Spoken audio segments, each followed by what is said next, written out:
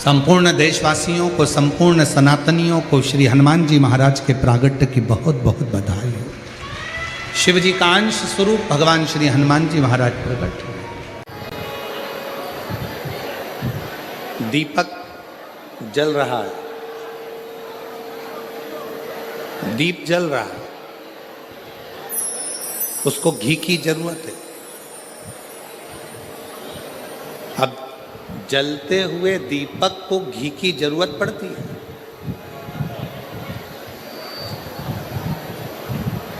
जलते हुए दीपक को घृत की जरूरत है। जलते हुए दीपक को घी की जरूरत पड़ रही है। और अगर वो दिया बुझ गया, वो दिया समाप्त हो गया, उसका प्रकाश चले गया, वो दीपक बुझ गया, फिर उसमें कितना भी घी डालो, कितना भी घृत उस दिए में डाला जाए, उसके लिए जरूरत पड़ेगी क्या? जम के बोलो जरा। अगर दीपक जल रहा है, दीप जल रहा है, दीपक प्रकाशित है, तो उसमें घी की जरूरत पड़ती है और घी उसमें डाला जाता है। दीप बुझने के बाद, दीपक का प्रकाश जाने के बाद आप उसमें कितना भी घी डालिए, कितना भी घृत डालिए, उसकी कोई मूलता नहीं, उसकी कोई महत्वता नहीं। उसी तरह जब संत, साधु, गुरुजन, तपस्वी जन, साधक जन, उपासक जन हमारे करीब में रहते हैं, तब हम उन्हें पहचान नहीं पाते, हम उन्हें जान नहीं पाते। और जब वो संत, वो गुरु, वो तपस्वी, वो साधक, वो सन्यासी हमारे बीच में से चले जाते हैं, तब हमारे को लगता है कि हम उनके करीब में होते तो अच्छा हो। शिव महापुराण के महत्तम में जिस देवराज ब्राह्मण की कथा का महत्व कहा गया है, वो देवराज नाम का ब्राह्मण, ब्राह्मण कुल में जन्म लेने के बाद भी ब्राह्मण कर्म से वंचित रहा।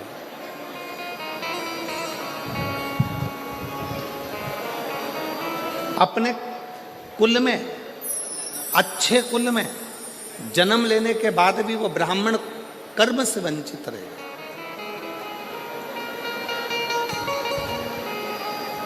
और एक बात हमने पहले भी कही, आज फिर कहते हैं रतनगढ़ की इस भूमि पर, आपका भाग्य आपके कर्म को नहीं बदल सकता।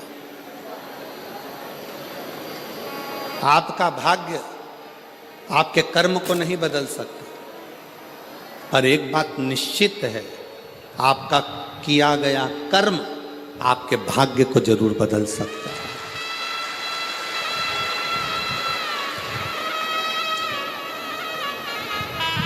भाग्य कर्म नहीं बदलेगा।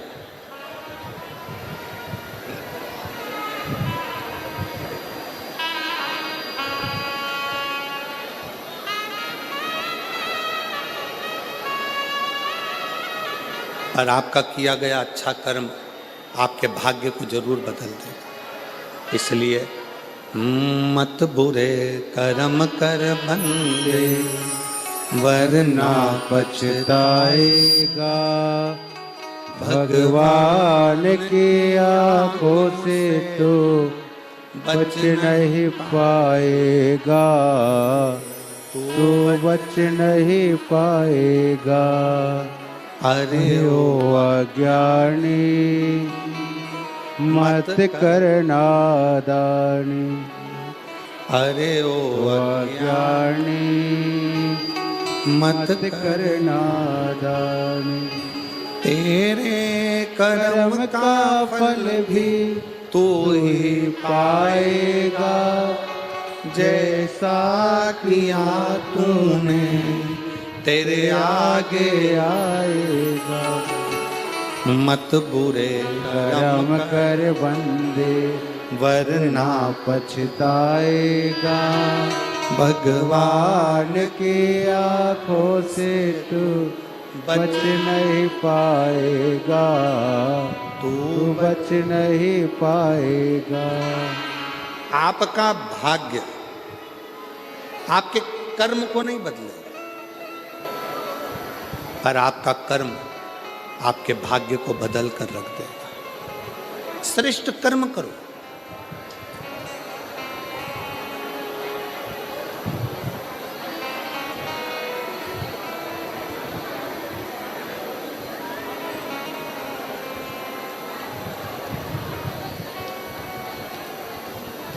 हम कहेंगे और हो सकता है कि लोगों को हमारी बात का बुरा लगे,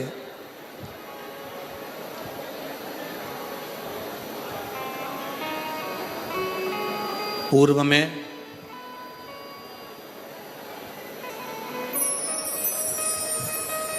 सबसे ज्यादा कठोर घात सनातन धर्म को तोड़ने के लिए 3 चीज पर किया गया था। पहले नंबर पर रोटी, दूसरे नंबर पर बेटी और तीसरे नंबर पर चोटी। सनातन को तोड़ने के लिए इन 3 पर कठोर घात पूर्व में किया गया। पूर्व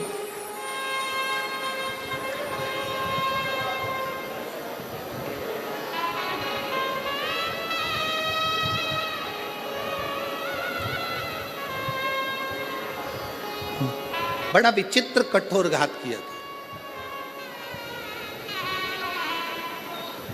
इसलिए सनातन धर्म की मजबूती के लिए बेटी, रोटी और चोटी, इन 3 को बचाने का प्रयास करो तो सनातन धर्म अपने आप मजबूत होते चले जाए।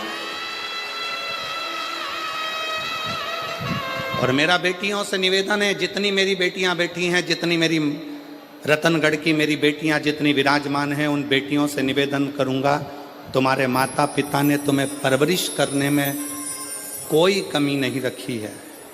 तुम्हारे माता पिता ने, और जितने आस्था चैनल पर सुन रहे हैं, जितने फेसबुक यूट्यूब पर कथा श्रवण कर रहे हैं, उनसे भी कहूँगा, मेरी बेटियों, तुम्हारे माता पिता ने तुम्हारी परवरिश करने में, तुम्हारी पढ़ाई कराने में, तुम्हें बड़ा करने में, तुम्हें वस्त्र पहनाने में कोई कमी नहीं रखी। अच्छे कॉलेज में भेजने में कोई कमी नहीं रखी।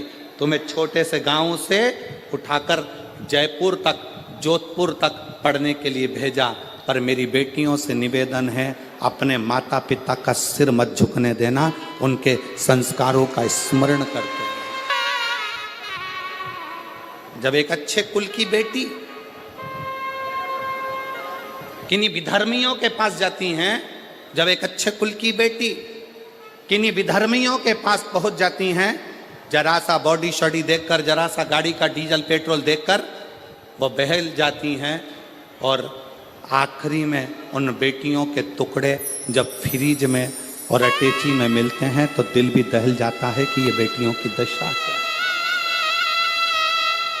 थोड़ा समझिए,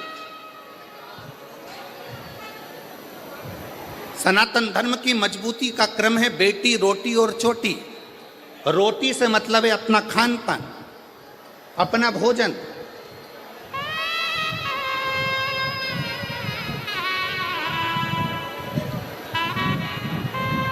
आज हम किस तरह का भोजन ग्रहण कर रहे हैं ये सब जानते हैं। आज हम कैसा अन्न भाग ग्रहण कर रहे हैं सारी दुनिया जानती है।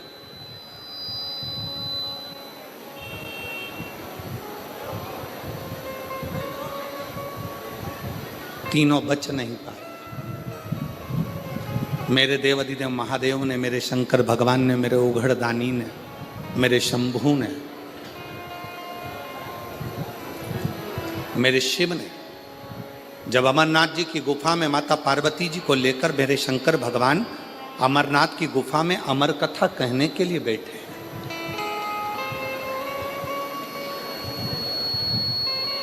और पार्वती जी के मन में 5 संशय उत्पन्न हुए।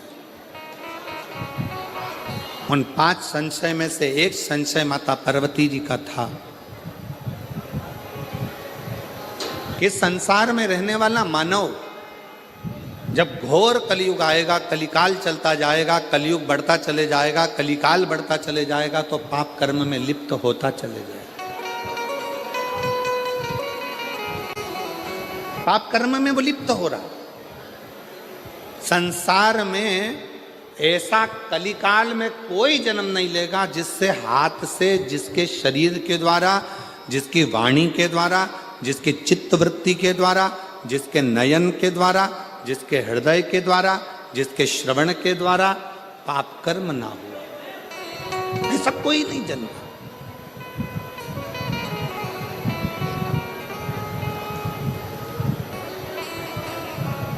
सब पाप में लिप्त मिले। पार्वती जी ने कहा भगवान शिव से, भगवान ओघड़दानी से, भगवान शंकर से, बाबा मेरे मन के 5 संशय हैं। इन 5 संशय में से पहला संशय है कली काल में जन्मे मनुष्य की व्यथा किस चीज से मिटेगी।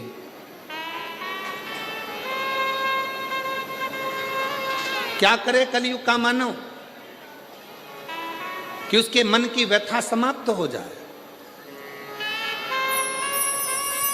अभी कथा में कहा था, शाहदा में जब कथा कह रहे थे महाराष्ट्र में, तो आपको कहा था भगवान राम जी के जीवन में इतना दुख आया, इतना दुख आया। राम जी को एक से बढ़कर एक संत मिले, राम जी को एक से बढ़कर एक ज्योतिषी मिले, राम जी को एक से बढ़कर एक दूरदृष्टि से देखने वाले संत, साधु, तपस्वी, साधक सब मिले। पर राम जी ने किसी को अपना हाथ दिखाकर ये नहीं पूछा कि मेरा भाग्य क्यों गड़बड़ है। संतों ने कहा राम जी से, राम क्या बात है, क्या हो गया। राम जी ने एक भी संत से, एक भी ऋषि से, एक भी साधु से, एक भी सन्यासी से, एक भी तपस्वी से, एक भी साधक से, मेरे राम जी ने ये नहीं कहा कि मेरी हाथ देखकर बता दो, मेरा भाग्य देखकर बता दो। मेरे पिता के प्राण चले गए, मुझे अयोध्या छोड़ना पड़ी, मुझे अपनी माता पिता का त्याग करना पड़ा, मैं चलते चलते वन में आया तो मेरी पत्नी भी चली गई। इतना दुख कि मुझे 14 वर्ष तक ये दुख भोगना पड़ रहा है। मेरे दुख का कोई हल हो तो बताओ। राम जी ने एक भी संत से, एक भी साधु से, एक भी सन्यासी से, एक भी तपस्वी से, एक भी साधक से अपना हाथ दिखाकर अपना भाग्य नहीं पूछा। राम जी ने कहा जीवन में बहुत समस्या है, पर उसका एक हल निश्चित है। और वो हल कौन सा है? जो तुलसी बाबा ने भी अपनी रामचरितमानस में लिखा कि कलयुग केवल नाम आधारा।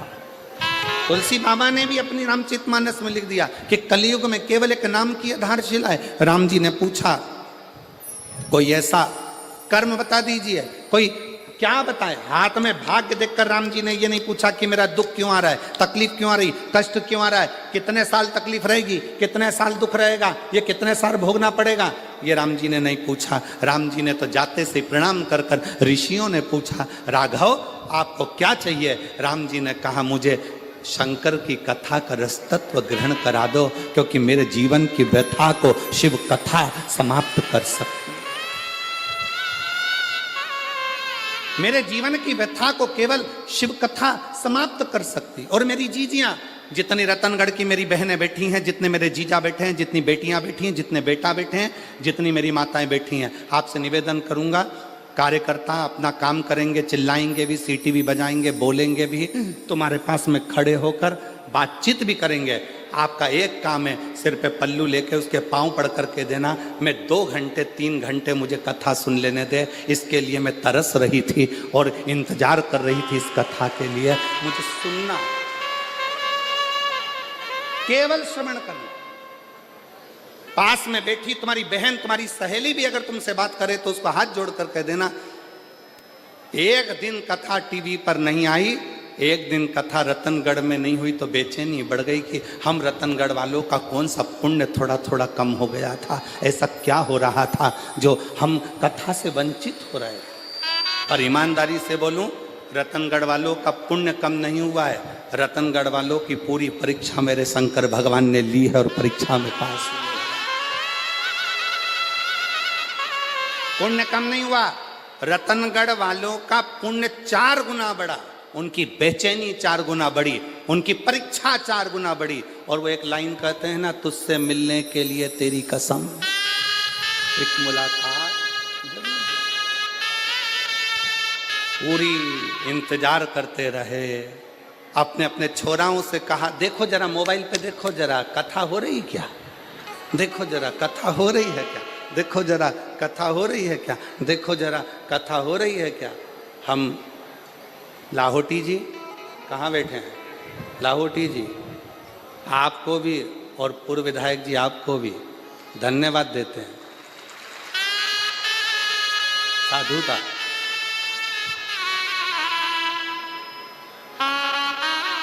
लाहौटी जी, अगर कोई दूसरा जजमान होता ना तो हार गया होता।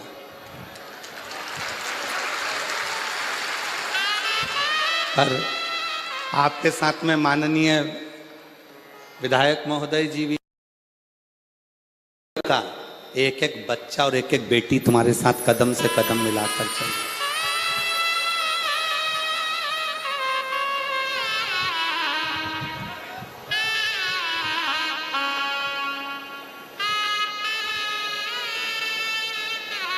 और मेरे भोले तेरा सहारा है,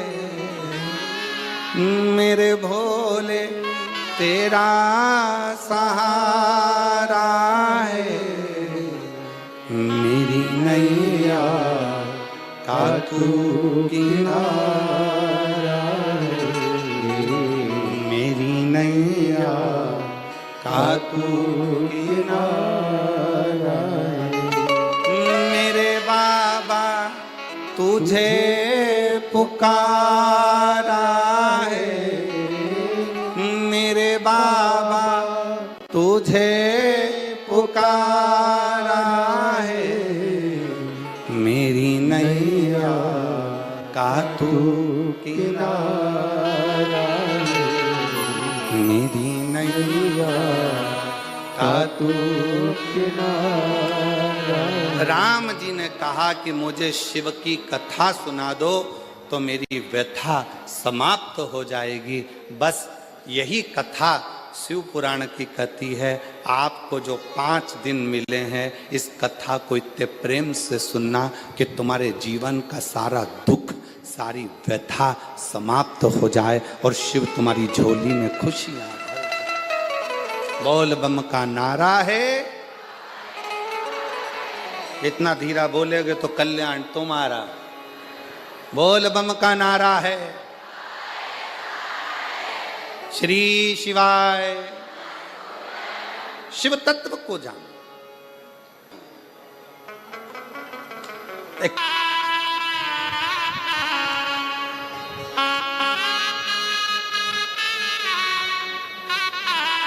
आप जिस भाव से भगवान को भजते हो, बाबा उस भाव से प्राप्त होता है। जो जैसी भावना, सब गाइए, सब बोलिए। मुझे उम्मीद है मेरी रतनगढ़ की जीजियों को टीवी पर सुनते सुनते कथा की एक एक लाइन का स्मरण है। विश्वास है मेरा, आप भी बोलिए। जो जैसी भावना वो वैसा ही फल पाया, नहीं खाली उस जो मन नहीं और कर दिया माला माल काशी वाले, लुटा दिया भंडार काशी वाले, कर दिया माला माल काशी वाले, लुटा दिया भंडार काशी वाले। अपने भाग्य से कर्म नहीं बदल सकता, पर अपने कर्म से भाग्य जरूर बदल सकता। एक मेहनत, एक लगन, एक परिश्रम,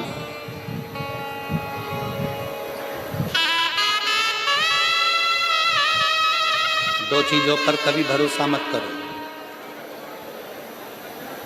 दो चीजों पर कभी भरोसा मत करो। पहले नंबर का घर में लगा हुआ पानी के टंकी का नल, और दूसरे नंबर पर कल।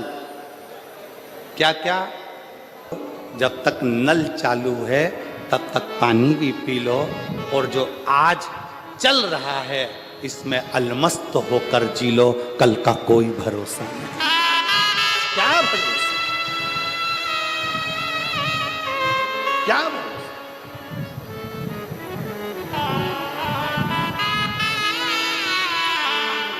हर पल, हर घड़ी, हर क्षण शंकर भगवान की कथा कर रही है। भगवान शिव माता पार्वती जी से करे, पार्वती जी कलिकाल में, कलयुग में आपका संशय है। 5 संशय में से पहला संशय तुम्हारा कि इस कलिकाल से हमें, इस कलयुग में हमारे संशयों की, हमारी समस्याओं की मुक्ति कैसे हो? तो कहा केवल कथा हमारे संशय को समाप्त कर देती है।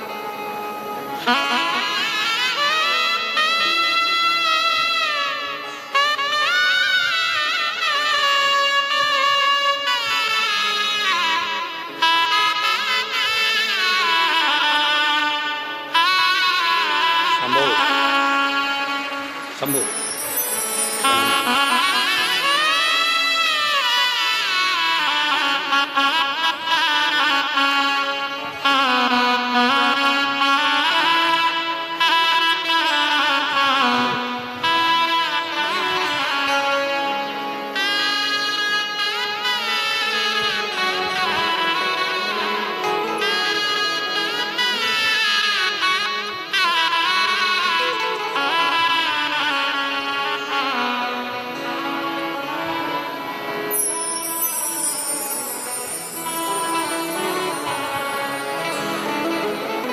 डॉक्टर ने कह दिया था कि गर्भ में गठाने ज़्यादा हैं, बच्चे को गिरा दो।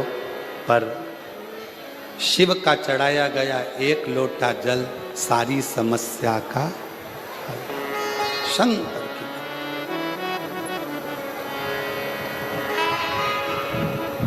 पार्वती जी का पहला संशय,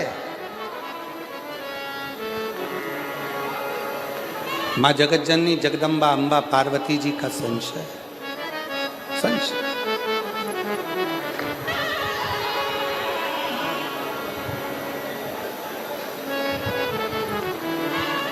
और मेरा संशय यह है कि कली काल में जन्म लेने वाले मनुष्य की जिंदगी में बहुत संघर्ष हो, बहुत संघर्ष।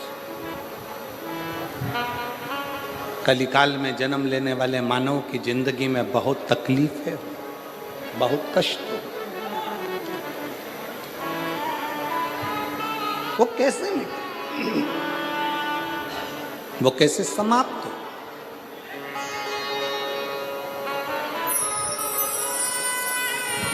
उसका एक तरीका मेरे शंकर भगवान ने कह दिया। सुनो पार्वती,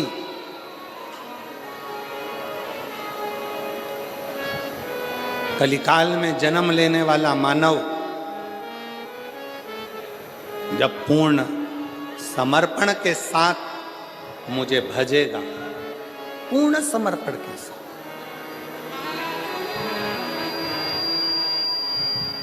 कलयुग में जन्म लेने वाला मानव जब पूर्ण समर्पण के साथ, शिव जी को आधा समर्पण पसंद नहीं,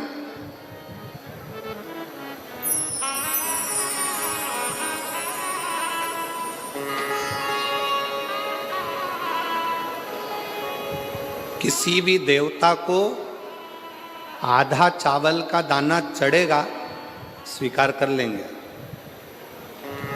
आधी वस्तु चढ़ेगी स्वीकार कर लेंगे, पर केवल एक देवाधिदेव महादेव ऐसे हैं जिन्हें बहुत सारा नहीं चाहिए। चावल का अगर एक दाना भी तुम चढ़ा रहे हो तो वो पूर्ण चाहिए, पूर्ण, उसमें अधूरा नहीं चाहिए। इसलिए पशुपतिनाथ का जो व्रत होता है, अगर माताएं पशुपतिनाथ का व्रत करती हैं तो पशुपतिनाथ के व्रत का एक नियम बड़ा प्रबल है कि आपने पशुपतिनाथ के व्रत के लिए जो प्रसाद बनाया है, खीर बनाई या सीरा बनाया, हलवा बनाया, या आपने मीठा भात बनाया, या आपने चूरमा बनाया, या आपने लड्डू बनाया, या जो भी सामग्री आपने प्रसाद में बनाई है, वो प्रसाद में जितनी सामग्री कढ़ैया में बनाई है, वो कढ़ाई की पूरी सामग्री मंदिर जाती है। उसमें से ऐसा नहीं कि मैं आधी सामग्री मंदिर ले जाऊं, उसके 3 हिस्से कर दूंगी, भगवान को भोग लगा दूंगी और आधी सामग्री बच्चों के लिए छोड़कर चली जाऊं ना, भगवान उसको स्वीकार नहीं करता। शिव को पूर्ण चाहिए। आधा समर्पण मेरे शंकर को प्रियता नहीं है, पूर्ण समर्पण।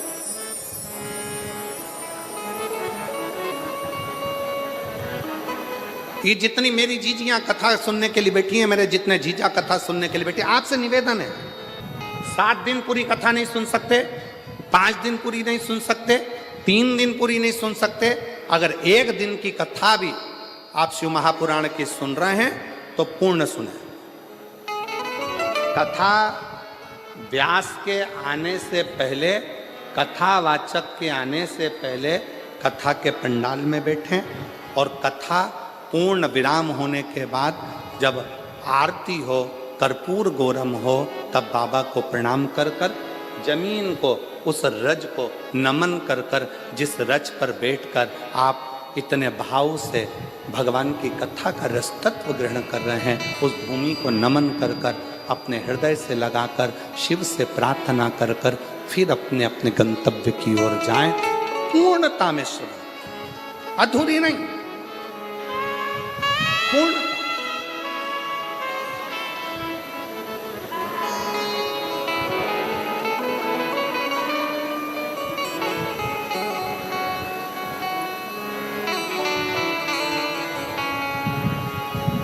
और जब हम पूर्णता में कथा का रस तत्व ग्रहण करेंगे तो शिव पूर्णता में देगा।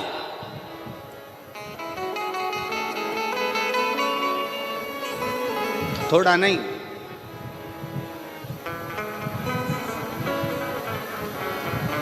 देवता देते हैं पल्ला झाड़ कर, और महादेव देते हैं छप्पर फाड़ कर, थोड़ा नहीं देता। मेरा ओ घड़दानी, मेरा शंकर, मेरा त्रिकालदर्शी, मेरा कैलाशी, मेरा अविनाशी, मेरा शिव, मेरा त्रिपुंड धारी, त्रिशूलधारी, त्रिनेत्रधारी, त्रिलोकी का नाथ, मेरा शंभु जब भी देता है थोड़ा बहुत नहीं देता, बहुतान बहुत।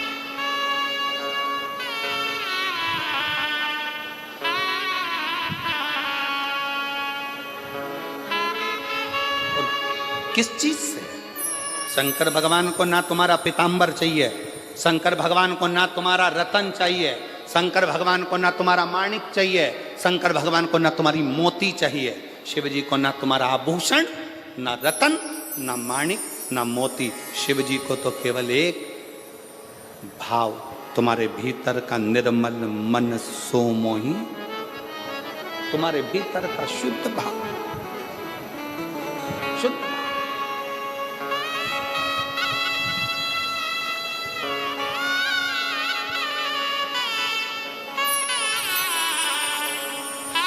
इसी राजस्थान की मीरा माँ, मीराबाई,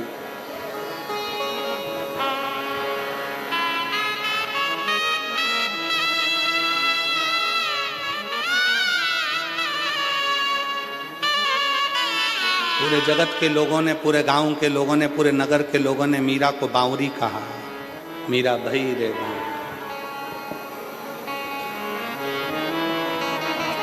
पर समझाए कौन?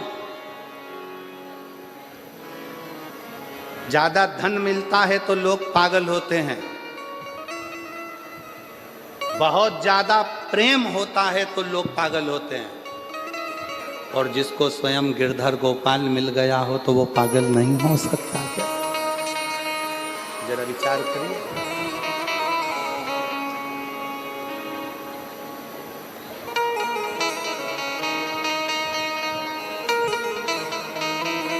कितनी अलमस्ती। मीराबाई वृंदावन घूमने चली गई और वृंदावन में जाकर एक दरवाजे पर लिखा था, एक संत के द्वार पर। पहली बार मीराबाई ब्रज गई, वृंदावन गई और ब्रज में मीराबाई ने प्रवेश करा और संत के दरवाजे पर लिखा था कि हमारे गुरु जी ने, हमारे संत ने आज तक किसी स्त्री का मुख नहीं देखा। पोस्टर लगा था, लिखा हुआ था, हमारे संत ने, हमारे गुरु ने, हमारे महाराज ने आज तक किसी स्त्री का मुख नहीं देखा। मीराबाई उसको पढ़ ली, पढ़कर करताल वीणा उठाकर मीराबाई अंदर जाने लगी। जैसे ही अंदर जाने लगी तो गुरुजी के चेलों ने रोक दिया। पागल हो गई, मीरा बावरी हो गई, दरवाजे पर पढ़ा नहीं तूने, क्या लिखा है? मीराबाई ने कहा, दरवाजे पर मैंने पढ़ लिया, लिखा है हमारे संत ने, हमारे गुरु ने आज तक जन्म से लेके अभी तक किसी स्त्री का मुख नहीं देखा, तो फिर क्यों अंदर जा रही है? करताल बजाती बजाती बस कहने लगी कि मुझे गुरु जी से एक प्रश्न करना है, फिर वापिस आ जाऊंगी।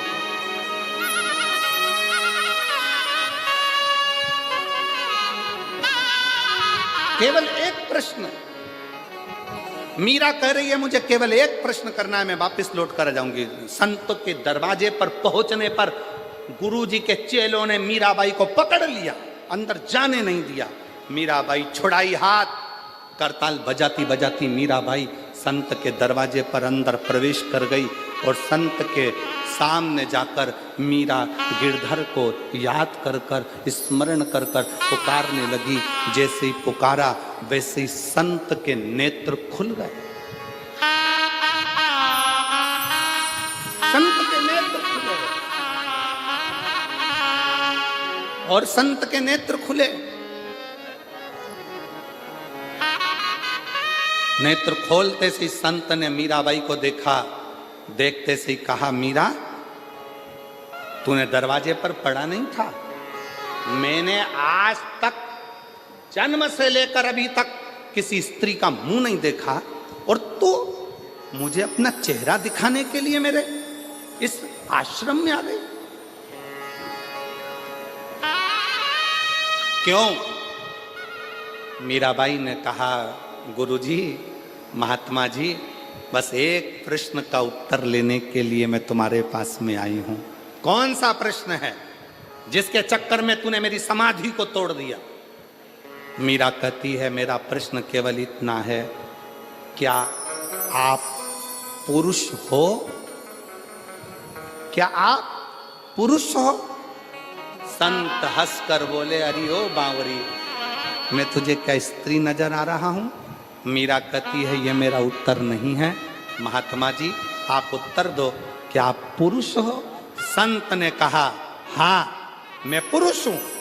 और मीराबाई ने करताल वीणा उठाई, चलने लगी, वापिस जाने लगी। संत ने रोक लिया, रुक मीरा, प्रश्न तूने पूछा था, उत्तर मैंने दिया, अब ये बता कि तूने ये प्रश्न क्यों किया?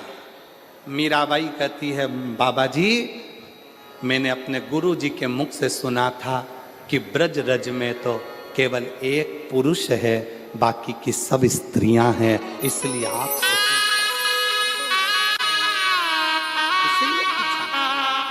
ब्रज की भूमि में केवल एक पुरुष है और वो कृष्ण है, बाकी की सब गोपियां हैं। और आप कहते हो कि मैं पुरुष हूं। अगर आप पुरुष हैं तो फिर कृष्ण आपको कभी नहीं मिल सकता, क्योंकि कृष्ण तो गोपी का जब भाव हृदय में आता है तब कृष्ण मिलते हैं, तब कृष्ण।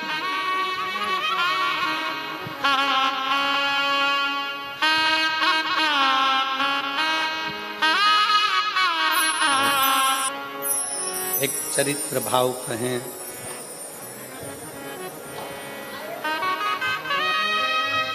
पंद्रह वर्ष मीराबाई ब्रज में रही। कितने वर्ष? जम के बोलो जरा, जम के। 15 वर्ष मीराबाई ब्रज में रही। 15 वर्ष। पूरे ब्रज में घूम कर आना, पूरे ब्रज का दर्शन कर कर आना। और निधि वन के पास में मीराबाई की हवेली है। एक बार पूरा ब्रज घूम लेना और एक बार निधि वन के पास में दरवाजे पर लिखा है मीराबाई की हवेली। 15 साल मीराबाई उस हवेली में रहकर कृष्ण को पुकारती थी। मीरा की आंख से आंसू बहते थे और कृष्ण पास में बैठकर आंसुओं को पोंछते थे। वो भारत की भूमि पर केवल एक ही स्थान है, वो मीरा की हवेली है। और मेरा विश्वास कहता है रतनगढ़ के लोग वहां होकर आए होंगे, मेरा भरोसा करता। कौन कौन गए हो वहां? ब्रज में मीराबाई की हवेली में कभी पांव रख कर देखना। ब्रज में निधि वन के नजदीक में कभी मीराबाई की हवेली में जाकर देखना। मीराबाई की हवेली में जब आप जाओगे, सीढ़ी चढ़कर जब आप उसकी हवेली में, मीराबाई की हवेली में जब पहुंचोगे, आपको ऐसा लगेगा कि पास में से कोई गिरधर, कोई कृष्ण, कोई पुकारता हुआ आ रहा है और हमसे मिलकर जा रहा है। मिलकर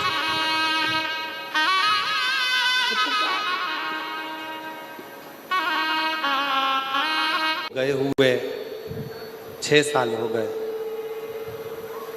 क्या मैं शिव जी के मंदिर में जाकर शंकर को जल चढ़ाऊं तो कोई बुरी बात है? कोई गलत है?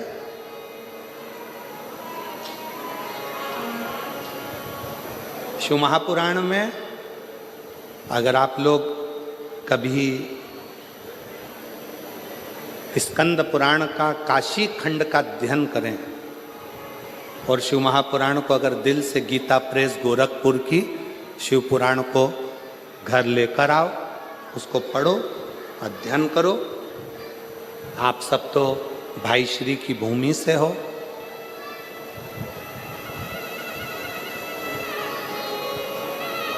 भाई श्री हनुमान प्रसाद जी पोद्दार जी की जन्मस्थली से हो। गीता प्रेस गोरखपुर की शिव पुराण को लाकर हिंदी के अंक का अध्ययन करो।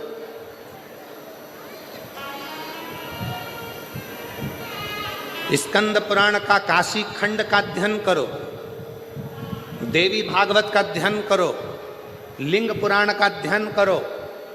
एक एक पुराण का श्रेष्ठता से जब आप अध्ययन करेंगे तो शंकर पार्वती जी का एक संवाद जो काशी में नंदन वन में शंकर जी ने पार्वती जी से कहा, उस संवाद का स्मरण आपकी बुद्धि में रहेगा। बुद्धि में रहेगा कि एक स्त्री, एक नारी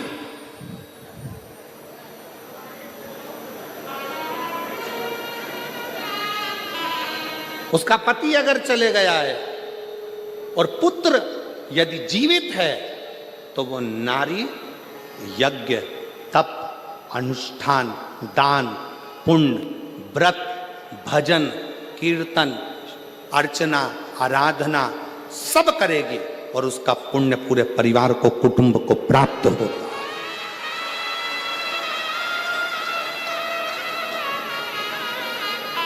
कौन कहता है कि पति चले गया तो मंदिर मत जाना, पूजन मत करना, अर्चना मत करना, आराधना मत करना, शिव स्तुति मत करना, व्रत मत करना, भगवान का भजन मत करना, कीर्तन मत करना? कौन कहता? शिव महापुराण की कथा तो यहां तक कहती है भाई कि तुम कितने भी अशुद्ध हो, कितने भी अशुद्ध, पापों से घिरे हुए हो, पाप कर्म से लिप्त हो, कितने भी अशुद्ध हो, फिर भी भगवान का नाम लेने में कोई पाप नहीं लगता। भगवान का नाम लिए जाओ, परमात्मा तुमको स्वीकार करे, स्वीकार करे। क्यों गुरुजी, हम क्या पशुपति व्रत कर सकते हैं? क्यों नहीं कर सकते? हम क्या सोमवार का व्रत कर सकते हैं? क्यों नहीं कर सकते? हम क्या शिव की आराधना कर सकते हैं? क्यों नहीं कर सकते? क्यों नहीं कर सकते?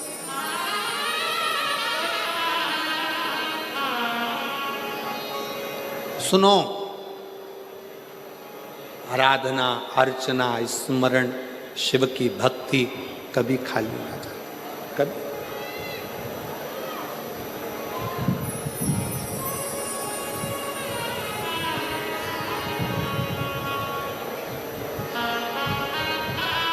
महाराज, हंसने वाले और डसने वाले ये दोनों बहुत मिलेंगे। आवाज नहीं आई है, जरा दमदारी से बोलो। हंसने वाले और डसने वाले ये बहुत मिलेंगे। आप शंकर जी के मंदिर में जाना चालू करोगे, शिव जी का भजन करना प्रारंभ करोगे, शिव भक्ति करना प्रारंभ करोगे, आप भजन कीर्तन में ज़्यादा डूबने लगोगे तो हंसने वाले बहुत मिलेंगे। हंसेंगे, ताना कसेंगे, अपशब्द बोलेंगे, गालियाँ देंगे, आड़ा टेढ़ा बोलेंगे। और जब ये हंसते हंसते तुम्हारे पर ताना कसते कसते थक जाएंगे और तुम शिव जी की कृपा से भोलेनाथ तुम्हारा हाथ पकड़कर तुम्हें उन्नति की सीढ़ी पर चढ़ा देंगे, तो ये डसना प्रारंभ कर दो।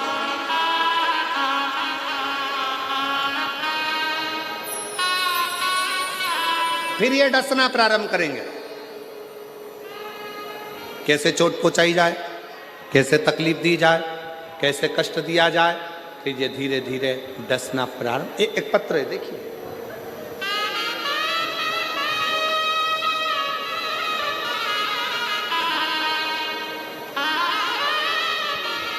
मैं सुन्नी देवी पेट काट कर अभी भूख लग रही है बहुत तेज, पर दरवाजे पर ग्राहक खड़ा है। बस ये ग्राहक निपटे फिर खाना खाऊंगा, ये ग्राहक निपटे फिर खाना खाऊंगा। इंतजार करते करते करते करते रोटी के डब्बे में रोटी भी कह रही है, कब खाएगा सेठ जी, या तो तू खा ले या मैं तुझे खा लूं।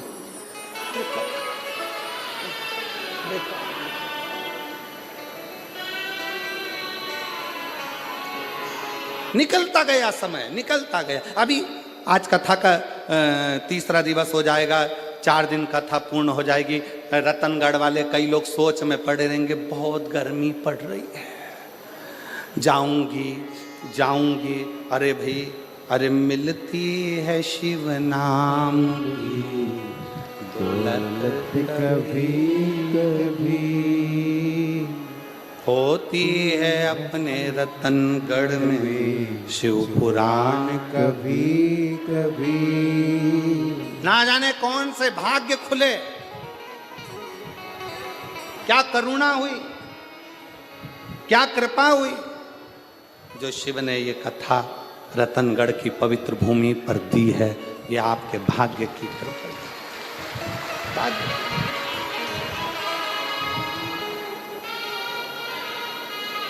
और फिर भी इंतजार में, गर्मी बहुत तेज। काया को पाके तुम कभी अभिमान ना करो,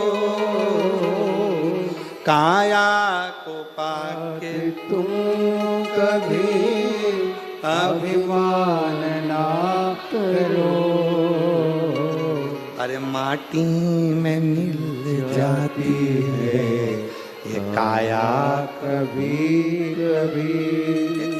समाप्त, शरीर बेकार हो गया,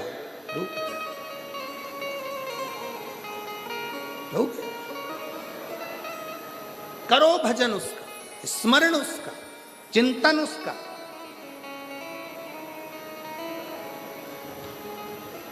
क्यों नहीं देगा?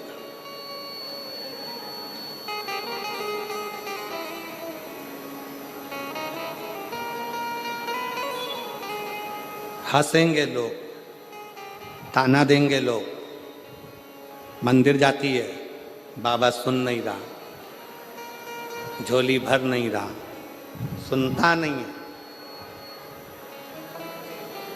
ताने देंगे लोग, अपशब्द कहेंगे लोग, आड़ा टेढ़ा बोलेंगे लोग। बाबा सुन नहीं रहा, सुन नहीं। अपशब्द बोलने वाले अपशब्द कहेंगे, आड़ा टेढ़ा बोलने वाले बोलते रहेंगे। पर तुम यदि शंकर के मंदिर में झाड़ू लगा रहे हो, पोछा लगा रहे हो, सेवा कर रहे हो, एक लोटा जल समर्पित कर रहे हो। शिव महापुराण की कथा में आए हुए दूर दूर से आए इन शिव भक्तों का मुख झूठा करा रहे हो। किसी भी भाव से तुम उनकी सेवा में लगे हो, समझ लेना 3 महीने के अंदर मेरा बाबा तेरी झोली जरूर भरेगा। एक विश्वास, मानो तो मैं गंगा मां हूं, ना मानो तो बहता। आप मानो तो शिव है, ना मानो तो कंकर शंकर, ना मानो तो कंकर।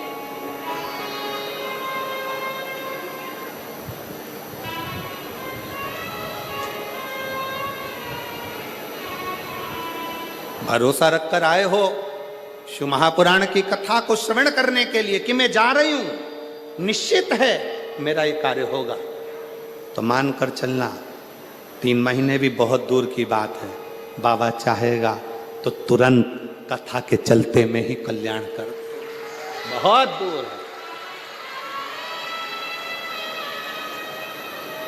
देवराज ब्राह्मण शिव को समझ नहीं पाया, शिव को जान नहीं पाया।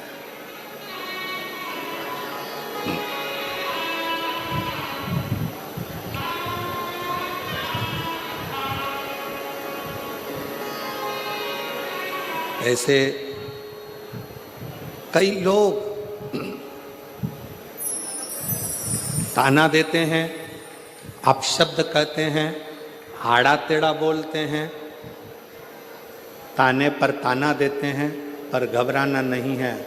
हम तो बाबा के भरोसे चलते हैं, हम तो बाबा के भरोसे चलते हैं। ये दुनिया वाले जलते हैं, ये दुनिया वाले जलते हैं, हम तो बाबा के भरोसे चलते हैं। शिव के प्रति आश्रित हो। मेरा आस महादेव है, मेरे पास महादेव है, और मेरा विश्वास भी महादेव है। वो मुझे डूबने नहीं देगा, वो डूबने नहीं देगा।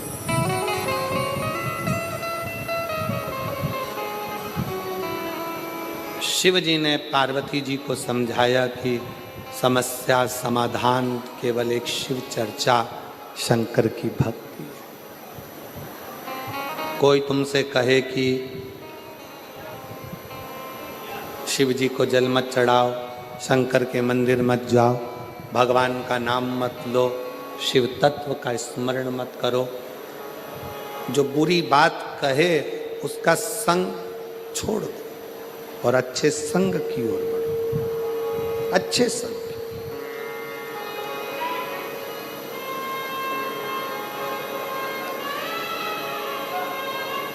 कथा के शुरू में कहा था कि संत, साधु, गुरु, तपस्वी, साधक, उपासक जब ये हमारे करीब में रहते हैं तो हम इनको समझ नहीं पाते। जब ये चले जाते हैं तब स्मरण में आता है कि ये कुछ है, तब समझ में आता।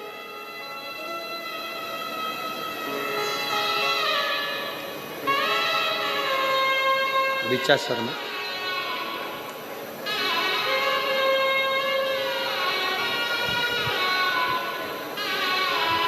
शंभो,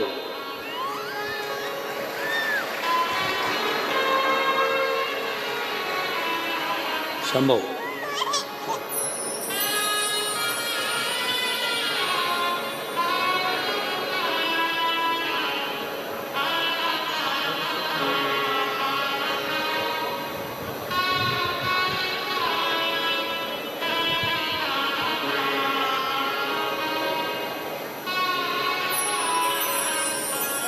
ये दुनिया वाले जलते हैं, ये दुनिया वाले जलते हैं, हम तो बाबा के भरोसे चलते हैं, डमरू वाले के भरोसे चलते हैं, काशी वाले के भरोसे चलते हैं, हम तो बाबा के भरोसे चलते हैं। आप उसके आश्रित हो जाओ, आश्रित। देवराज नहीं जानता था शिव तत्व को, देवराज नहीं समझता था भगवान शंकर के उस स्वरूप को, नहीं समझता। देवराज नहीं जान पाता था भगवान शंकर के प्रतिबिंब को, शिव के स्वरूप।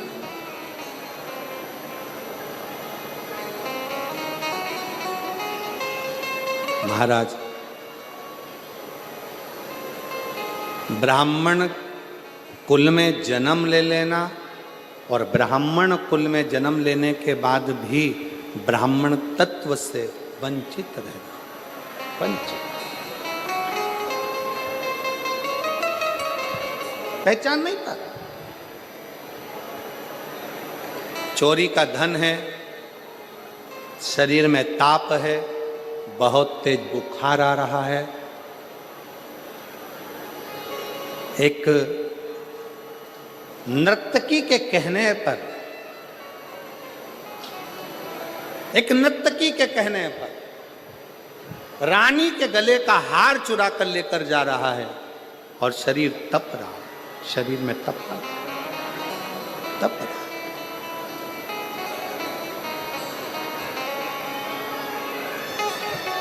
अब सोचा शरीर में इतना तेज बुखार आ रहा है, कहाँ जाऊं, कहाँ पहुंचूं, इतना तेज शरीर तप रहा है, कहाँ जाऊं।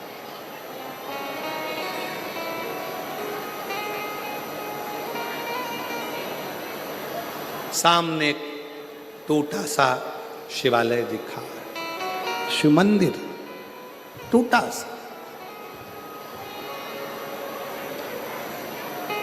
और टूटे से उस शिवालय में प्रवेश कर दिया, टूटे से उस शिवालय में प्रवेश कर दिया। उसको स्मरण नहीं था देवराज नाम के ब्राह्मण की माता रोज शिवालय में जाकर शंकर की आराधना करती है, रोज शिव मंदिर जाती है, रोज अर्चना करती है, रोज भजन पूजन करती है। और देवराज नाम के ब्राह्मण की माता के मरने के बाद ये देवराज ब्राह्मण कुल में जन्म लेने के बाद भी शिव को जान नहीं पाया। जिसके घर की माता के इतने संस्कार थे, उन संस्कारों से, उन संस्कारों में घिर नहीं पाया, उन संस्कारों से वंचित रहा, वंचित।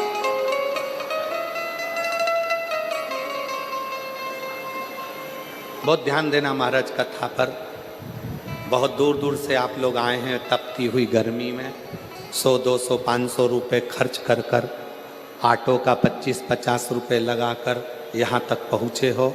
बहुत ध्यान से झोली भरकर इस कथा को रखना, झोली भरकर। बांटने वाले पानी भी बांटने आएंगे, बिस्कुट भी बांटने आएंगे, टॉफ़ी भी बांटने आएंगे, खाने का सामान भी बांटने आएंगे। वो लेने के चक्कर में इसको मत छोड़ देना। अगर ये छूट गई तो समझ लो पानी की बोतल और बिस्कुट और टॉफ़ी तो कभी भी मिल सकती, ये ना छूट। बड़ी मुश्किल से मिली है रतनगढ़ को, बहुत सावधानी से इसका स्मरण करिए, बहुत सावधानी।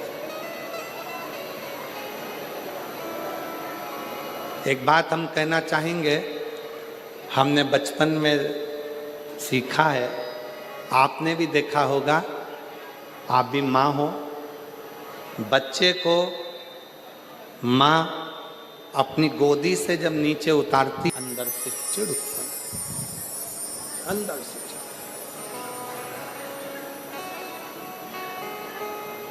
क्रोध आ रहा, पर उसको ये नहीं मालूम कि वो कहाँ पहुंच गया, किसकी शरण में है, किसकी शरण, किस स्थान पर पहुंच गया, ये उसको अंदाजा नहीं। किस बस हृदय से शिव की शरण आ गए, शिव की शरण। और बन सके शंकर भगवान से इतना जरूर कहना कि जीवन दिया है आपने, मेरा ये शरीर जब तक चले मैं आपकी सेवा करता रहूं, सेवा सारी उम्र करूं तेरी सेवा, सारी। देवा महादेवा, ओ देवा महादेवा। बाबा देवादिदेव महादेव भगवान शिव, ओगड़दानी, त्रिकालदर्शी, कैलाशी, विनाशी शंकर की पवित्र कथा कह रही है, शिव तत्व कह रहा है। देवराज के मन में उलझन उत्पन्न हुई, बाहर निकल गए और देवराज मंदिर को छोड़कर जैसे ही बाहर निकला, एक बेलपत्र के वृक्ष के नीचे देवराज पहुंचते से ही उसके प्राण छूट गए, उसके प्राण गए। देवराज के जैसे ही प्राण गए, स्वयं शिव देवराज को लेने के लिए। देवराज के मन में एक संशय उत्पन्न हो गया, मैं पापी, चोरी करा, ब्राह्मण कुल में जन्म लेने के